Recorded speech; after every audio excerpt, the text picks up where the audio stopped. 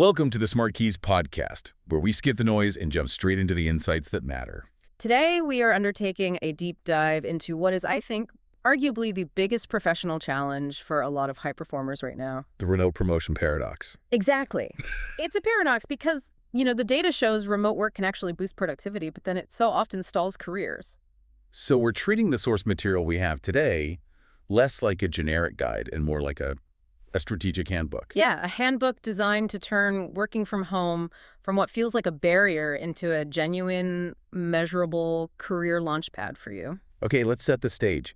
I think we need some data here to really understand the stakes in, well, the world of work today. The shift is huge. It's undeniable. Right, but the corporate systems, they're lagging behind.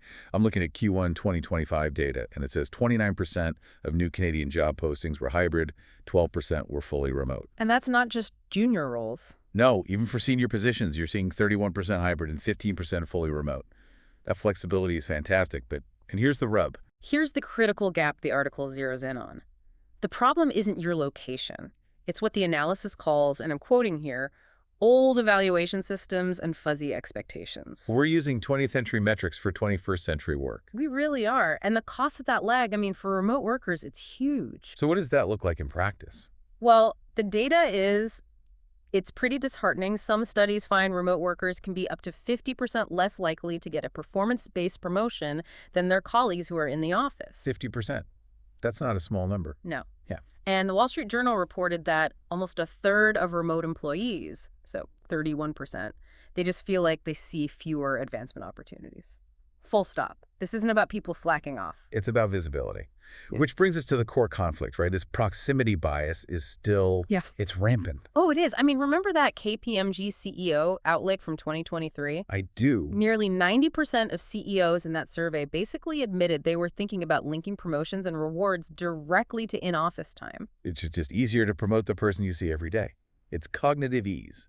Right. It's not necessarily malicious. So if the system is biased, our mission today is to figure out how to bypass that bias, make proximity irrelevant. And the handbook solution is to focus really intensely on visible, measurable outcomes. And redesigning your personal visibility, not as a personality trait, but as a structured communication system. So that performance, not just showing up, is what drives your career. It's a huge strategic shift. You have to start treating your visibility like a product you're marketing internally. Promotions are won by visible results, not silent hours at your desk. Okay, let's get practical then. If I'm remote, I can't control my physical presence. So what are the, say, 3 actionable things I absolutely must master to build this new system? The sources break it down into 3 pillars. First, you have to share measurable outcomes. Make your impact easy to read, easy to quantify. And easy for your boss to champion. Exactly. Second, it's strategic communication. Sending the right information regularly to the people who make the decisions. Targeted stuff. Not just spamming everyone. No. And third, and this is the one that's hardest to do remotely, is intentional relationship building. We can't rely on those accidental hallway chats anymore. You have to design them. You have to design that contact deliberately. Let's drill down on that first pillar. Documenting wins. This isn't just like listing tasks on a resume, right? It's about translating your work into business value. You have to start by asking, how does this task actually move the needle?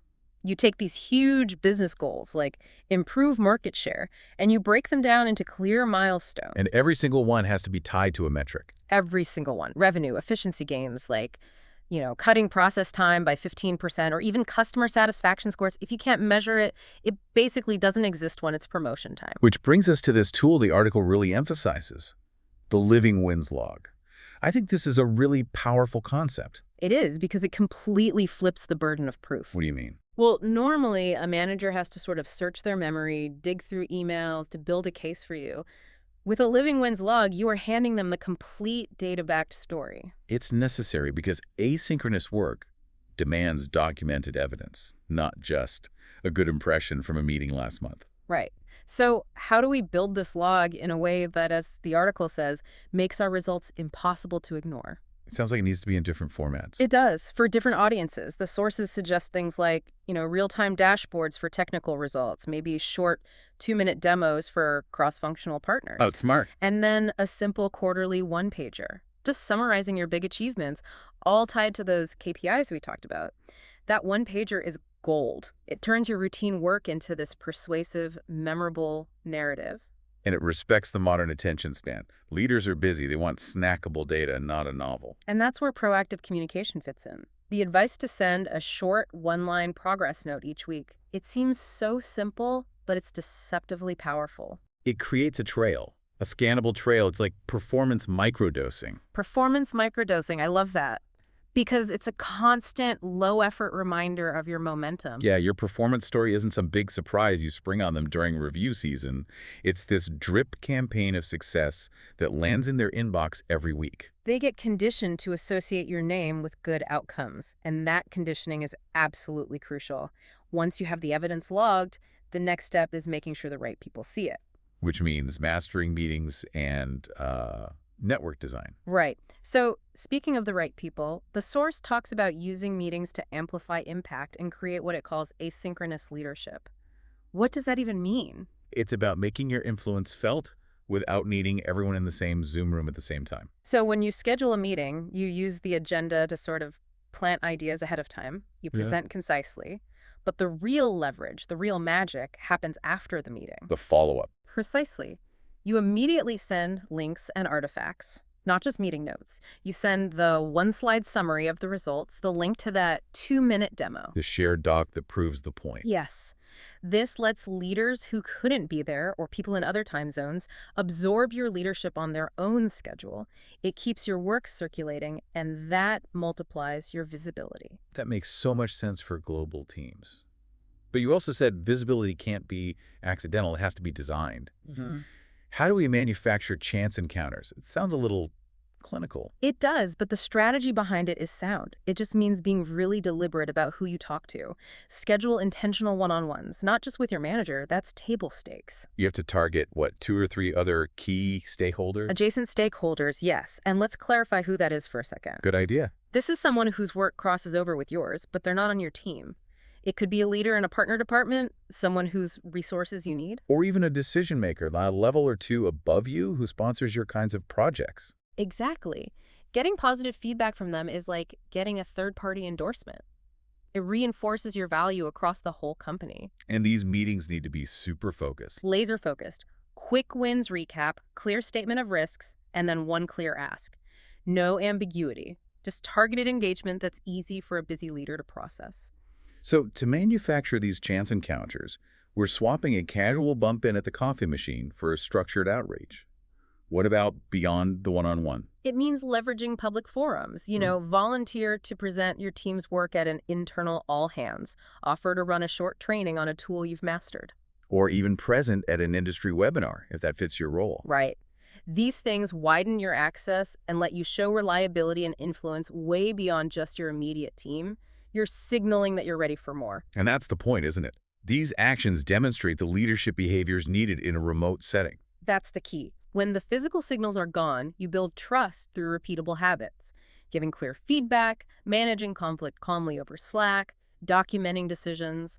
When you show that kind of ownership and follow-through, people naturally start to see you as reliable, as influential, which is, the definition of being ready for a promotion. It moves you from just being the person who does the work to being the person who influences the outcome. A huge difference. Let's connect all this to the bigger picture.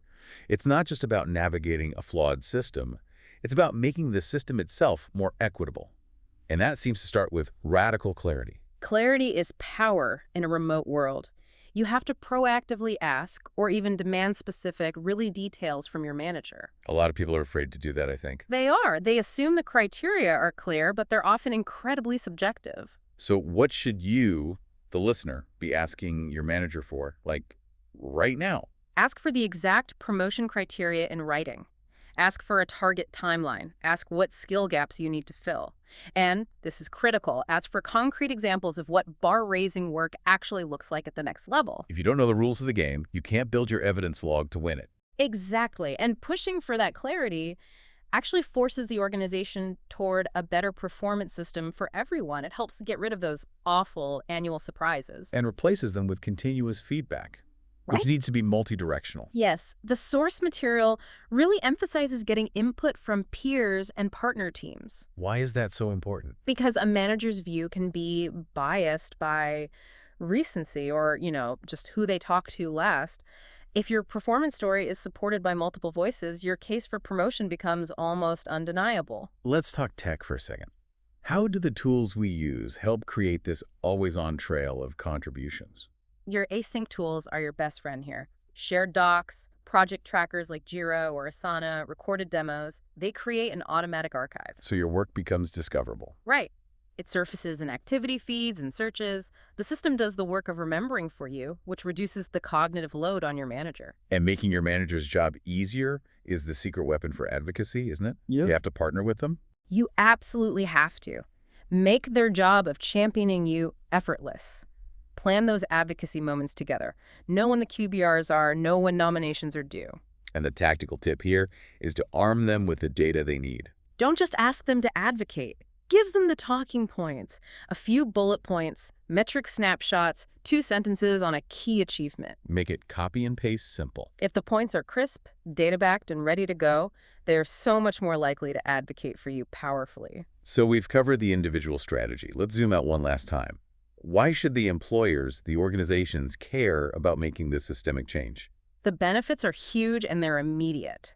When companies adopt outcome-based evaluations and transparent promotion rules, they see better retention. I bet. Dramatically higher productivity from remote teams, and a much stronger employer brand that attracts the best talent from anywhere in the world. So it's not really just about making remote work okay.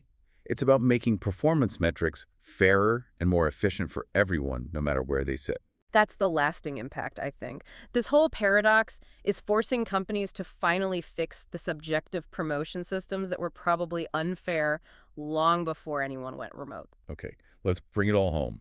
A final, practical action plan for you, the listener. If you're going to adopt one new habit this week based on our deep dive, what's the routine? I'd say focus on engineering that visibility. Every Friday, take 15 minutes. That's it. 15 minutes. Send those one-line updates that show your impact. Check that you have targeted meetings scheduled for the next week. And update your short evidence log with the latest wins tied directly to business results. Revenue. Efficiency. That discipline ensures your work is always easy to champion. Remote work shouldn't be a constraint. When visibility is treated like a structured system, run in partnership with your manager. It becomes a launchpad. A launchpad for unstoppable career growth. So treat visibility not as luck you hope for, but as engineering you can design and optimize. That's it. Design the system, gather the evidence, and make your impact impossible to ignore. A fantastic thought to leave you with. Visibility as engineering. Thank you so much for tuning in to the SmartKeys podcast. We really hope this deep dive gave you some clear, actionable strategies you can use right away. And if you want to explore the specific tactics for creating your own living wins log or designing that intentional network, we really encourage you to read the full article. It's called Remote Career Advancement: Ensuring Promotions and Visibility from Afar. The link to that comprehensive resource is right there in our show notes. Be sure to subscribe for more insights on the future of work, and we'll catch you on the next deep dive.